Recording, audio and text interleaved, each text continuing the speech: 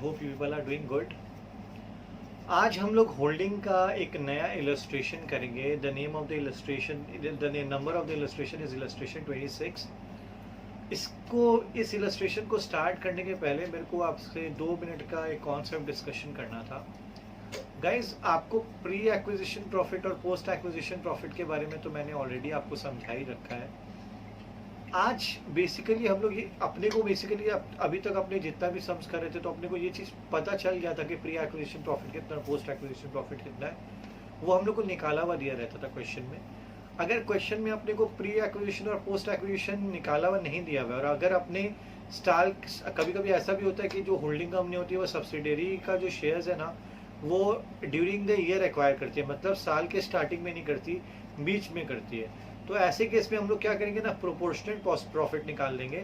जैसे मान लीजिए कि 6 महीना बाद अगर साल के हम लोगों ने सब्सिडरी के शेयर्स को एक्वायर किया और हम लोग का कंट्रोलिंग इंटरेस्ट उस दिन एक्वायर हुआ, मतलब उस दिन हम उस पर्टिकुलर कंपनी की होल्डिंग कंपनी बने, तो उसके पहले का पीरियड को हम लोग प्री एक्विजिशन प्रॉफिट मानेंगे और बाद का पोस्ट एक्विजिशन। और आपको पता ही है कि जितनी भी प्री एक्विजिशन प्रॉफिट होती है उसको हम लोग पीएल में नहीं क्रिएट करते, हम लोग क्या करते हैं उसको हम लोग कैपिटल प्रॉफिट मानते हैं। और उसका एडजस्टमेंट क्या चीज़ के लिए काम आता है, टू कैलकुलेट गुडविल और कैपिटल रिजर्व। तो उसी से रिलेटेड एक इलस्ट्रेशन है जो हम लोग अभी करेंगे।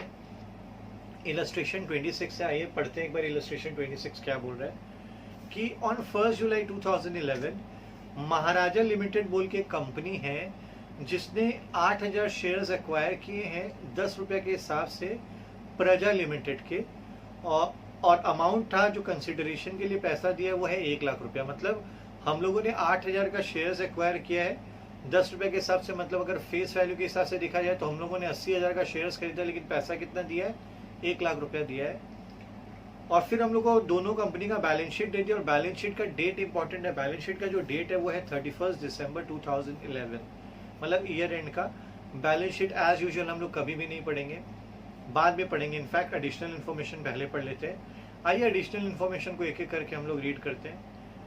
पहला एडिशनल इन्फॉर्मेशन क्या बोल रहा है, at the time of acquiring shares, Praja Limited had 15,000 in reserve, and on 1st January 2011, Praja Limited had 20,000 in profit and loss account. देखिए बहुत ही सिंपल बात अपने को बता दिया कि जब हम लोग सामने वाली कंपनी को एक्वायर कर रहे थे, मतलब डेट क्या एक्विजिशन का 1 जुलाई 2011, तो 1 जुलाई 2011 का रिजर्व का बैलेंस अपने को दे दिया 15,000 रुपया, और 1 जनवरी 2011 को अपने को पीएल का बैलेंस दे दिया है जो कि है 20,000 रुपया। सेकेंड एडजस्टमेंट क्या बोल रहा है, Praja limited paid 10% dividend in July for the year 2010 and Maharaja limited credited the share of dividend to their profit and loss account. This is a very very simple thing. It doesn't matter when the company is announcing the dividend. Important ये है कि अपने कौन सा साल का profit का dividend दे रहे हैं। तो यहाँ पे देखिए हम लोग जो अकाउंटिंग कर रहे हैं, अकाउंटिंग हम लोग कर रहे हैं ईयर 2011 का, लेकिन हम लोग जो डिविडेंड दे रहे हैं ना वो कौन से ईयर का दे रहे हैं, 2010 का। तो इट्स वेरी ऑब्वियस कि ये जो है ये है प्री एक्विजिशन प्रॉफिट से डिविडेंड दिया जा रहा है। और गाइज मैंने आपको लास्ट लेक्चर में ही बताया था, प्रीवियस लेक्चर में हमने ऑलरेडी बता रखा है कि अगर प्री एक्विजिशन प्रॉफिट से अगर अपने डिविडेंड अनाउंस करते हैं तो होल्डिंग कंपनी उसका ट्रीटमेंट क्या करेगा, वो लोग हमेशा जो इन्वेस्टमेंट है ना उसी से एडजस्ट करेगा डिविडेंड के अमाउंट को, न कि पीएल अकाउंट के में क्रेडिट करेगा। तो यहाँ पे गलती क्या कर दी होल्डिंग कंपनी ने, उन्होंने पीएल में क्रेडिट कर दिया। तो अपने इसको क्या करेंगे, सबसे पहले तो गलती को सुधारेंगे और उसके बाद एंट्री करेंगे, राइट। थर्ड एडजस्टमेंट क्या बोल रहा है, on the date of acquisition of shares fixed assets of Praja Limited stood at 1,20,000 on 1st January 2011. These were revalued at 1,40,000। मतलब जो फिक्स एसेट्स 1,20,000 का था उसको जब हम लोगों ने अक्वायर किया प्रजा लिमिटेड को तो उसका वैल्यू 1,40,000 हो गया, मतलब 20,000 रुपये से बढ़ गया। तो इसका ट्रीटमेंट अपने कर देंगे। फिर क्या बोल रहा है, स्टॉक ऑफ प्रजा limited includes 12,000 on which Maharaja limited made a profit of 25% on sale. It's very simple, ये अनरियलाइज प्रॉफिट का, और हम लोग बहुत सारे ऐसे सम्स कर चुके हैं तो इसके बारे में ज़्यादा बात नहीं करेंगे, सीधा सोल्यूशन करेंगे तो आपको डिटेल में समझा दूंगा। Propose dividend of both the companies is 10%। दोनों कंपनी ने डिविडेंड प्रोपोज किया है तो इसका भी एडजस्टमेंट अपने को आता है, तो अपने जब सोल्यूशन करेंगे तो उसके बारे में बात करेंगे। और एज यूजुअल क्वेश्चन अपने को क्या बनाने के लिए बोला है, अपने को बनाने के लिए बोला है कॉन्सोलिडेटेड बैलेंस शीट। फाइन, ठीक है। तो चलिए एक एक करके अब सॉल्यूशन करते हैं। हम लोग ना सॉल्यूशन करने के पहले इस बार क्या करेंगे, सबसे पहले हम लोग क्या करेंगे, एक वर्किंग नोट में आएंगे जो कि प्रॉफिट एंड लॉस अकाउंट का है। देखिए अपने को सबसे पहले आपको पता है कि प्रॉफिट एंड लॉस अकाउंट जो है ये भी एक तरह का रिजर्व ही है, और जितना भी दुनिया में जितना भी रिजर्व होता है उसका क्रेडिट बैलेंस होता है। तो देखिए अपने को स्टार्टिंग में क्वेश्चन में बोल दिया था कि अपने को 1 जनवरी, अगर अपने क्वेश्चन ठीक से रीड किए तो अपने को पता है, अपने को 1 जनवरी 2011 का प्रॉफिट एंड लॉस अकाउंट का बैलेंस बता दिया था जो कि था 20,000 रुपया। तो अपने यहाँ पे बाई बैलेंस भी 20,000 रुपया लिख दिए। अब अपने क्वेश्चन का बैलेंस शीट में जाके देखेंगे कि अपने को क्या पीएल का बैलेंस पता था। ये 31 दिसंबर 2011 का मतलब क्लोजिंग डेट का अपने को बैलेंस शीट दिया हुआ है। तो देखिए यहाँ पे 60,000 का अमाउंट दिया हुआ है, तो 60,000 यहाँ पे टू बैलेंस सीडी हो गया, तो अपने लिख दिए। उसके बाद अगर आप ध्यान से देखेंगे तो जनरल रिजर्व का स्टार्टिंग में बैलेंस कितना था, जनरल रिजर्व का स्टार्टिंग में बैलेंस था अपने को एंड में बैलेंस दे दिया 40,000 रुपया, और अपने को जिस दिन हम लोग अक्वायर कर रहे थे उस दिन जनरल रिजर्व का बैलेंस था 15,000 रुपया, मतलब 40 एंड में 40 हो गया, अभी 15। तो जनरल रिजर्व को अगर आप -40 से 15 माइनस करेंगे तो यू विल गेट 25,000 रुपीज। तो ये जो 25,000 जनरल रिजर्व का बैलेंस बढ़ा होगा ये भी तो प्रॉफिट से ट्रांसफर होगा, मतलब पीएल से ट्रांसफर हुआ होगा। तो सिंस प्रॉफिट कम हो गया तो अपने 25,000 यहाँ पे लिख दिए। और सिंस अपने यहाँ पे किसका रिजर्व बना रहे, किसका पीएल बना रहे, अपने प्रजा लिमिटेड का बना रहे, तो अब प्रजा लिमिटेड का शेयर कैपिटल देखिए, प्रजा लिमिटेड का शेयर कैपिटल 1 लाख है, और सिंस ये कंपनी ने 10% डिविडेंड अनाउंस किया था तो 1 लाख का 10% कितना होता है, 10,000। तो ये डिविडेंड हो गया, क्योंकि प्रॉफिट से ऑब्वियसली हम लोग डिविडेंड पे करते हैं। तो अपने क्या करेंगे, डेबिट का टोटल कर देंगे 95,000, यही क्रेडिट में कर देंगे टोटल, जो बैलेंसिंग फिगर आएगा 75,000। ये अपने को पता चला, ये पूरे साल भर का 2011 का प्रॉफिट अपने को पता चल गया, ठीक है। अब इसी से हम लोग क्या करेंगे, प्री पोस्ट का प्रॉफिट निकाल लेंगे। अब यहाँ पे देखिए क्या लिखा हुआ है, सिंस हम लोगों ने एक्वायर कब किया सामने वाली कंपनी को, 1 जुलाई को किया है। You can see the date लिखा हुआ है अपने को 1 जुलाई, तो इसका मतलब 1 जनवरी से लेके 30 जून तक हम लोगों ने कंट्रोलिंग इंटरेस्ट एक्वायर नहीं किया था प्रजा लिमिटेड में। तो प्रॉफिट 1 जनवरी 2011 का अपने को 20,000 दिया हुआ था। उसके बाद हम लोगों ने उसमें से डिविडेंड लेस करी, क्योंकि लास्ट ईयर का डिविडेंड हम लोगों ने पे किया है, तो वो लेस होने के बाद 10,000 का बैलेंस बचा। और सिंस इस साल का पूरा साल भर का प्रॉफिट 75,000 है, तो हम लोग ऐसा एजम्पशन ले लेते हैं कि पूरा साल भर प्रॉफिट इवेंटली कर हुआ होगा। तो हम लोग 75,000 डिवाइडेड बाई 2 कर देंगे, क्योंकि 6 महीना करके 2 साल में 2 बार पीरियड आता है। तो ये पूरा साल भर का 12 महीना का 75,000, तो 6 महीना का कितना हो जाएगा, 75,000 डिवाइडेड बाई 12 इंटू 6 हो जाएगा। या फिर आप 75,000 को 2 पार्ट में डिवाइड कर देंगे तो आपका 37,500 आया। तो ऐड करेंगे तो 47,500 जो आया है ना, इसको हम लोग प्री एक्विजिशन प्रॉफिट बोलेंगे। उसके बाद क्या बोला है, अच्छा जनरल रिजर्व से जितना भी पैसा जाता है ना, वो हम लोग ऐसा मानते हैं कि ये जो है ये करेंट प्रॉफिट से ही गया है।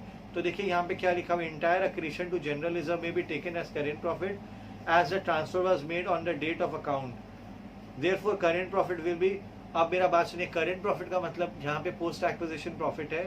दैट मीन्स कि जितना भी मेरा प्रॉफिट का हिस्सा, मतलब हम ये मानेंगे कि जो जनरल रिजर्व से जो पैसा ट्रांसफर हो रहा है ना, हम ऐसा सोचेंगे कि ये जो है ये करेंट प्रॉफिट से गया है। तो जनरल रिजर्व से माइनस करने का जो 12,000 का प्रॉफिट आया, 12,500 का प्रॉफिट बचा है। तो अब देखिए बैलेंस शीट में 60,000 दिया हुआ है, लेट मी जस्ट चेक। ये देखिए ईयर का एंड का प्रॉफिट है 60,000, उसमें से प्री एक्विजिशन प्रॉफिट अपने को कैसे पता चला, 47,500 अपना प्री है, तो जो बच गया वो क्या है, पोस्ट एक्विजिशन। अपने को दोनों तरीका से अपने को बता दिया गया, अपने यहाँ पे भी अपना 12,500 निकला, यहाँ भी 12,500 निकला। दोनों में से आपको जो मेथड ठीक लगे अपने को वही अडॉप्ट करके अपने को सम्स करना है। उसके बाद देखिए कुछ यहाँ पे इंपॉर्टेंट नोट्स भी दिया हुआ है। Value of fix assets on 31 December was 1 lakh. देखिए अपने को क्वेश्चन में साफ साफ बता दिया था, अगर आप बैलेंस शीट को देखें ध्यान से, तो फिक्स एसेट्स का ईयर एंड में 1 लाख रुपए का बैलेंस है। फिर क्या बोल रहा है, it was standing in the books और 1,20,000 ऑन 1 जनवरी 2011। अपने को क्वेश्चन में साफ साफ बोल दिया था कि जो एसेट का दाम 1,20,000 है, उसको जिस दिन हम लोग जब हम लोग एक्वायर कर रहे हैं शेयर्स इन प्रजा लिमिटेड, उसको 1,40,000 में रीवैल्यू किया। लेकिन अगेन ईयर एंड में उसका बैलेंस 1 लाख हो गया। Therefore the total depreciation charge is equal to, देखिए 20,000 रुपये से तो वैल्यू बढ़ा ही है अपना, ठीक है। और रेट ऑफ डेप्रिसिएशन क्या हो जाएगा, देखिए एकदम सिंपल तरीके से मैं अगर आपको समझाऊं तो ट्रीटमेंट क्या हो गया कि स्टार्टिंग में जो एसेट का वैल्यू 1,20,000 था, अब एंड में आके 1 लाख हो गया। तो ऑब्वियस सा बात है कि जो कम हुआ जितना से अमाउंट वो क्या हो गया, उसका मतलब वो जो है वो 20,000 रुपये वो है डेप्रिसिएशन। तो डेप्रिसिएशन का रेट अपने कैसे निकालेंगे, जो ओरिजिनल कॉस्ट 1,20,000 था, 20,000 डिवाइड बाई 1,20,000 इंटू 100 तो 16.67 अपना रेट आ गया। The effective book value on 30 June was 1,20,000 minus 10,000, क्योंकि देखिए सिंस 20,000 रुपया पूरा साल भर का डेप्रिसिएशन है, तो 30 जून तक जाहिर सा बात है कि वो जो डेप्रिसिएशन है वो 10,000 हो जाएगा 6 महीना का। तो हम लोग लेस कर देंगे तो मेरा कितना आएगा, वैल्यू 1,10,000 आ जाएगा। और 1,10,000 का जो एसेट था उसको हम लोगों ने कितना में रिवैल्यू किया था, 1,40,000। तो रिवैल्यूएशन प्रॉफिट कितना हो जाएगा, 1,40,000 से 1,10,000। कहने का मतलब है देखिए हम लोग 6 महीना का रिवैल्यूएशन प्रॉफिट निकाल रहे हैं, क्योंकि अगर सिंपल लैंग्वेज में देखा जाए, जो एसेट का दाम 1 जनवरी को 1,20,000 था, फिर 30 जून को उस एसेट को हम लोगों ने रीवैल्यू किया है, कितना हम लोगों ने रीवैल्यू किया 1,40,000। बट अपने को 30 जून का बुक वैल्यू तो नहीं पता था, इसीलिए हम लोगों ने वर्किंग करके 30 जून का बुक वैल्यू निकाला। और बुक वैल्यू कैसे निकलता है, ओरिजिनल कॉस्ट से डेप्रिसिएशन लेस करके, तो अपना 1,10,000 आ गया। और वो जो 1,10,000 का जो एसेट था उसको हम लोगों ने रीवैल्यू कितना में किया, 1,40,000। तो एक्चुअली रिवैल्यूएशन हुआ 30,000 का, ये भी हम लोगों ने निकाल लिया। अब हम लोग एडिशनल डेप्रिसिएशन निकालेंगे। सिंस देखिए पहला 6 महीना का जो डेप्रिसिएशन हम लोगों ने निकाल लिया, कैसे निकाला, 1,20,000 के ऊपर अपना 20,000 का डेप्रिसिएशन था, वो हम लोगों ने कैलकुलेट कर लिया था। तो अपना 16.67 अपना रेट भी निकला, और अपना साल भर का 20,000 का डेप्रिसिएशन था, तो 10,000 का डेप्रिसिएशन पहला 6 महीना का निकल गया। अब रिवैल्यूड फिगर पे डेप्रिसिएशन का बात होगा, और रिवैल्यूएशन हो कब रहा है, 30 जून से हो रहा है, राइट। अपने रेट्रोस्पेक्टिवली ऐसा सोच नहीं रहे भाई, 30 जून से 31 दिसंबर तक का 6 महीना का डेप्रिसिएशन है। और अपने सिंस एसेट को 1,40,000 में रिवैल्यू कर लिए, तो 1,40,000 का 1,40,000 पे आप क्या करेंगे, 16.67 अगर आप अप्लाई करेंगे तो आपका कितना आएगा, depreciation of that period will be 11,667। और ये जो है 11,667 अगर आप कैलकुलेट करेंगे 1,40,000 इंटू 11.67%, तो आपका 16,000, just a second let me just calculate. अगर 1,40,000 का आप 16.67% करेंगे और डिवाइड बाय 2 करेंगे तो आपको 11,669 मिलेगा, क्योंकि 6 महीना का अपने डेप्रिसिएशन निकाले तो 6 महीना का डेप्रिसिएशन अपना निकल गया। Fine. However depreciation has been already provided for this period 10,000। और अपने ऑलरेडी सिंस अपने जब डेप्रिसिएशन कैलकुलेट किए थे पहले अपने रीवैल्यूड पे नहीं किए थे, अपने पूरा साल भर का 20,000 निकाले थे, 10,000 पहले का हो गया, 10,000 बाद का हो गया। तो ये जो 11,669 है उसमें से 10,000 तो हम लोग ऑलरेडी पहले कर चुके हैं, तो अपने बढ़ाएंगे कितना से, तो अपने बढ़ाएंगे एडिशनल जो है वो 1,667। कहने का मतलब है देखिए हम लोग ने 30 जून से 31 दिसंबर देखिए पूरा साल भर का 20,000 का निकाला था, राइट। और उसके बाद हम लोग ने 10 पहला 6 महीना का ले लिया और 10 बाकी 6 महीना का ले लिया, लेकिन रिवैल्यूएशन कब हो रहा है, साल के बीच में। तो अपने पूरा 6 महीना का निकाले तो अपना 11,667 आया, और अपने पहले से 10,000 ले ही रखे तो एक्स्ट्रा कितना हो गया 1,667, तो वो 1,667 हम लोग यहाँ पे लिख दिए। फाइन। और फिर unrealise profit on unsold stock, अपने को ऐसा बोला गया था कि 12,000 रुपया का हम लोगों ने गुड्स खरीदा, उसमें 25% प्रॉफिट है, तो और सेल प्राइस पे तो सीधा 25% मारेंगे तो 3,000 रुपया अनरियलाइज प्रॉफिट हो गया। तो ये वर्किंग अपने को समझ में आ गया। अब हम लोग डिग्री ऑफ कंट्रोल की तरफ चलते चलिए। आज पहला बार ऐसा हुआ कि हम लोगों ने वर्किंग नोट से स्टार्ट किया सम्स, क्योंकि कुछ नई चीजें थी जिसके बारे में आपको बताना जरूरी था। आइए अब स्ट्रेट अवे जैसे हम लोग सम्स करते वैसे ही चलते। सबसे पहले degree of control. Total share capital 1 lakh था, एक शेयर का दाम 10 रुपया, तो इसका मतलब टोटल नंबर ऑफ शेयर आपका 10,000 हो गया। और हम लोगों ने कितना शेयर एक्वायर किया था, अपने को स्ट्रेट अवे बता दिया 8,000। तो अपने क्या करेंगे 8,000 डिवाइड बाई 10,000 करेंगे तो 4/5 मेजोरिटी का हो गया और माइनॉरिटी का हो गया 1/5। फाइन। अब हम लोग क्या करेंगे, हम लोग कंट्रोल चार्ट की तरफ चलेंगे। कंट्रोल चार्ट में जितना भी कंट्रोल चार्ट ये जो होता है उसमें सारा का सारा फिगर्स किसका होता है, सब्सिडरी कंपनी यानी कि जो प्रजा लिमिटेड उसी का सारा फिगर्स लेंगे। प्री एक्विजिशन प्रॉफिट देखिए हम लोगों ने 47,500 निकाल रखा है यहाँ पे, तो अपने 47,500 यहाँ पे लिख दिए। उसके बाद प्री एक्विजिशन रिजर्व अपने को क्वेश्चन में ही दे दिया था 15,000, स्टार्टिंग में तो 15,000 हम लोगों ने लिख दिया। और सिंस एसेट रिवैल्यू हुआ था 30,000 से, वो भी यहाँ पे ही आ जाएगा, तो ऐड करके 92,500 आया। दोनों में हम लोग 4/5 और 1/5 करके बांट देंगे महाराजा और माइनॉरिटी के बीच में। Fine.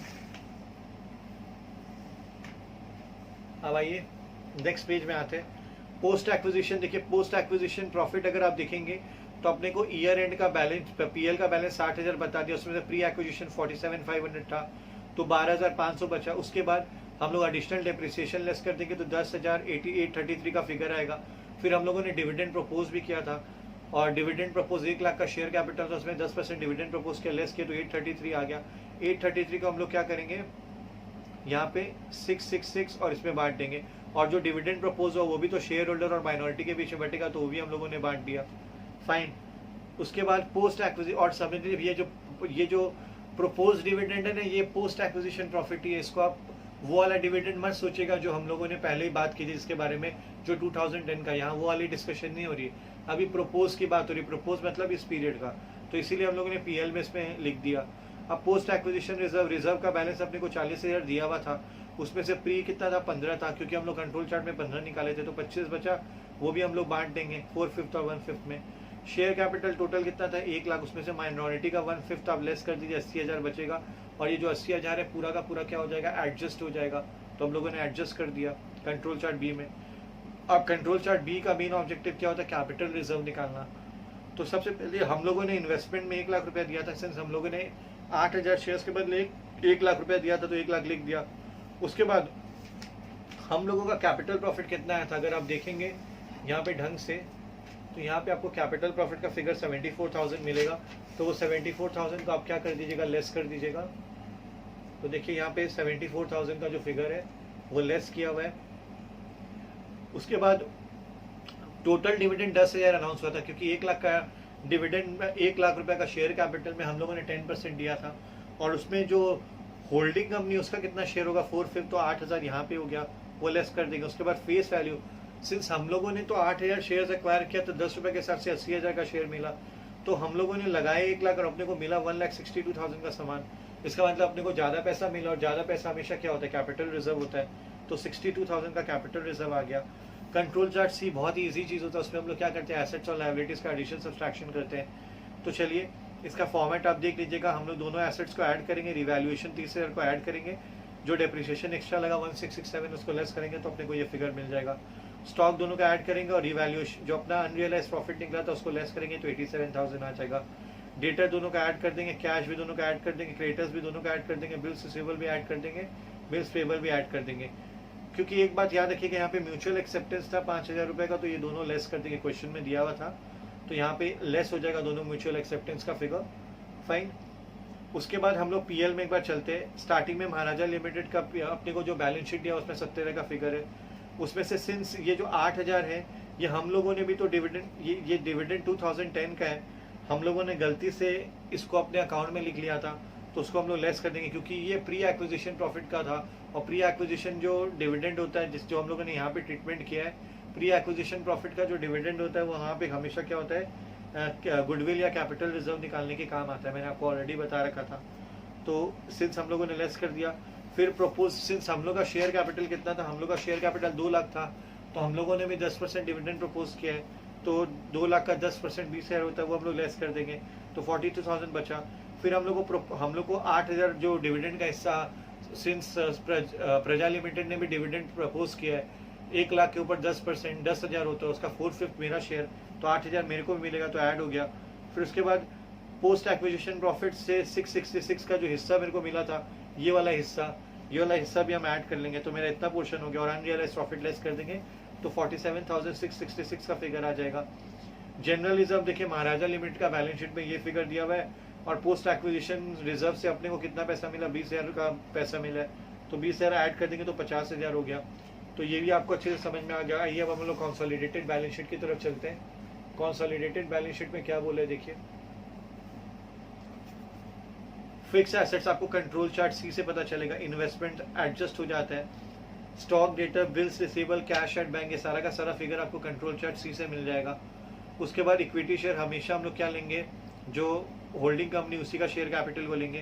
Capital reserve chart B से अपने को मिल जाएगा, रिजर्व, पीएल अकाउंट, ये सारा का सारा चार्ट बी से मिल जाएगा।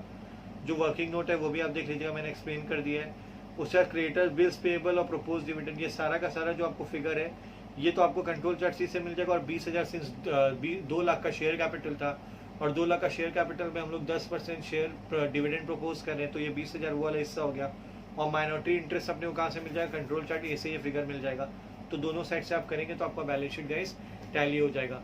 तो आई होप गाइस आपको ये सम्स बहुत अच्छे से समझ में आया होगा। इससे रिलेटेड नोट्स मैं आपको शेयर कर दूंगा, और प्लीज़ काइंडली सम्स को अपने कॉपी में आप लिख लीजिए, अच्छे से प्रैक्टिस कर लीजिए, आपको समझ में आ जाएगा। Thank you so much.